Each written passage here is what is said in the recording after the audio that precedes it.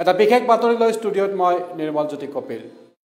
পেট্ৰ'পণ্যৰ মূল্য বৃদ্ধিৰ লগে লগে আকৌ সৰ্বসাধাৰণৰ মূৰত মাধমাৰ মাৰিবলৈ গৈ আছে গাখীৰৰ মূল্য বৃদ্ধিয়ে। পেট্ৰ'পণ্যৰ মূল্য বৃদ্ধিয়ে পোনপটীয়াভাৱে প্ৰভাৱিত কৰিবলৈ গৈ আছে গাখীৰ আৰু দুগ্ধজাত সামগ্ৰীৰ মূল্য। পেট্ৰল ডিজেলৰ পিছত দেশজুৰি বৃদ্ধি পাব গাখীৰৰ মূল্য। প্ৰকট হৈ পৰিছে গাখীৰৰ মূল্য বৃদ্ধিৰ সম্ভাৱনা। পেট্ৰ'পণ্যৰ দাম বৃদ্ধিৰ পৰিণতিতে গাখীৰৰ মূল্য বৃদ্ধি পাইছে পৰিবহণৰ খৰচ। পশুধনৰ খাদ্যৰো মূল্য বৃদ্ধিত জুৰুলা গোপালক। সৰ্বসাধাৰণৰ বাবে গাখীৰো হ'ব পাৰে পেট্ৰল সদৃশ মহঙা। হয়, এতিয়া গাখীৰ আৰু দুগ্ধজাত সামগ্ৰীৰ দামো ঊৰ্ধ্বগামী হ'বলৈ ওলাইছে। দৈনন্দিন ব্যৱহৃত সামগ্ৰীৰ মূল্য বৃদ্ধি, পেট্ৰ'পণ্যৰ মূল্য বৃদ্ধিৰ সমান্তৰালকৈ দেশত গাখীৰৰ মূল্য বৃদ্ধিৰ সম্ভাৱনাও এতিয়া প্ৰকট হৈ পৰিছে। কিয়নো সামগ্ৰিকভাৱে যি মূল্য বৃদ্ধিৰ পৰিৱেশ সৃষ্টি হৈছে তাৰ ফলত প্ৰভাৱিত হৈছে দেশৰ গোপালকসকল। গৰু ম'হৰ খাদ্যৰ দাম যথেষ্টখিনি বৃদ্ধি পাইছে, ভালেখিনি বৃদ্ধি পাইছে। গাখীৰৰ সৰবৰাহৰ বাবে যি পৰিবহণ খৰচ, সেই পৰিবহণ খৰচ বৃদ্ধি পাইছে পেট্ৰল ডিজেলৰ মূল্য বৃদ্ধিৰ বাবে। এনে পৰিণতিতে বৰ্তমানৰ দৰত গাখীৰ বিক্ৰী কৰাটো দুৰূহ হৈ পৰিছে গোপালকসকলৰ বাবে। আমি দৰ্শকসকলক জনাইছোঁ এটা বিশেষ বাতৰি। সৰ্বসাধাৰণ জনতাৰ মূৰত ৰামটাঙোন মাৰি এতিয়া বৃদ্ধি পাবলৈ গৈ আছে গাখীৰৰ মূল্য।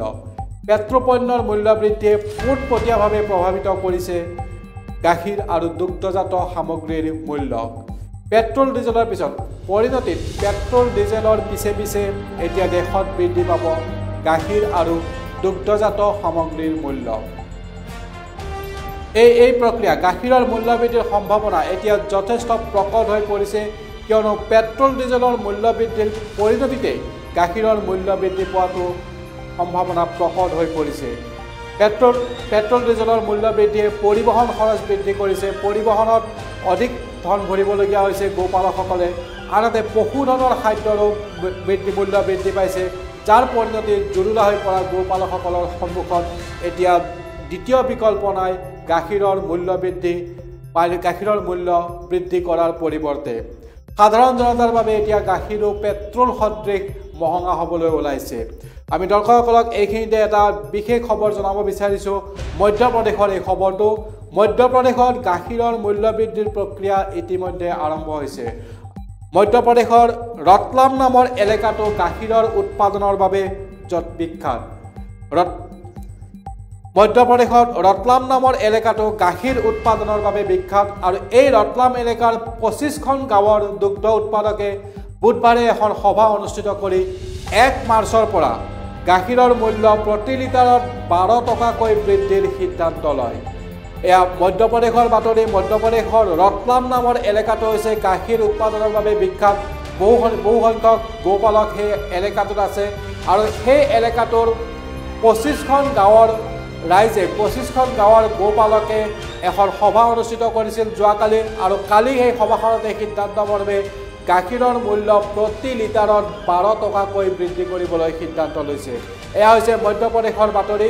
অসমত এতিয়ালৈকে গাখীৰৰ মূল্য বৃদ্ধি হোৱা নাই, কিন্তু যি পৰিস্থিতিত দেশত মূল্য বৃদ্ধি হ'বলৈ ধৰিছে, যি পৰিস্থিতিত অত্যাৱশ্যকীয় সামগ্ৰীৰ মূল্য বৃদ্ধি হ'বলৈ ধৰিছে, যি পৰিস্থিতিত পেট্ৰল ডিজেলৰ মূল্য বৃদ্ধি হ'বলৈ ধৰিছে, গোপালকসকলৰ বাবে প্ৰয়োজনীয় পশুধনৰ খাদ্যৰ মূল্য বৃদ্ধি হ'বলৈ ধৰিছে, তাৰ প্ৰেক্ষাপটত মধ্যপ্ৰদেশত যেনেকৈ 12 টকাকৈ প্ৰতি লিটাৰ গাখীৰৰ মূল্য বৃদ্ধি পালে অতি শীঘ্ৰে অসমতো একেই পৰিৱেশৰ সৃষ্টি হোৱাৰ সম্ভাৱনা প্ৰকট হৈ পৰিছে।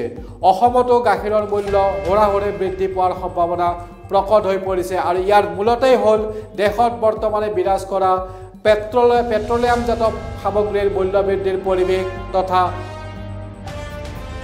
যিখিনি অত্যাৱশ্যকীয় সা সামগ্ৰী আছে, দৈনন্দিন ব্যৱহৃত সা সামগ্ৰী যিবোৰ আছে, সেইবোৰৰ মূল্য বৃদ্ধিৰ যি পৰিৱেশ সৃষ্টি হৈছে তাৰ পৰিণতিতে গাখীৰৰ মূল্য বৃদ্ধিও অতি শীঘ্ৰে হ'ব বুলি এক সম্ভাৱনা প্ৰকট হৈছে আমি দৰ্শকসকলক জনাই আছোঁ এটা বিশেষ বাতৰি সৰ্বসাধাৰণৰ মূৰত ৰামটাঙোন মাৰি এতিয়া বৃদ্ধি পাবলৈ ওলাইছে গাখীৰৰ মূল্য পেট্ৰপণ্যৰ মূল্য বৃদ্ধিয়ে পোনপটীয়াভাৱে প্ৰভাৱিত কৰিবলৈ গৈ আছে গাখীৰ আৰু দুগ্ধজাত সামগ্ৰীৰ মূল্য ইতিমধ্যে মধ্যপ্ৰদেশৰ এখন ৰতলাম নামৰ এলেকাত য'ত গাখীৰৰ উৎপাদনৰ বাবে বিখ্যাত সেই ৰতলাম এলেকাৰ গোপালকসকলে যোৱাকালি এখন সভা অনুষ্ঠিত কৰি 1 মাৰ্চৰ পৰা তেওঁলোকৰ উৎপাদিত গাখীৰৰ মূল্য 12 টকাকৈ প্ৰতি লিটাৰত 12 টকাকৈ বৃদ্ধি কৰাৰ সিদ্ধান্ত লৈছে বৰ্তমানৰ দৰতকৈ 12 টকা অধিক মহঙা হ'ব গাখীৰৰ মূল্য মধ্যপ্ৰদেশৰ ৰতলাম এলেকাত মধ্যপ্ৰদেশৰ অনুৰূপভাৱে অসমতো যে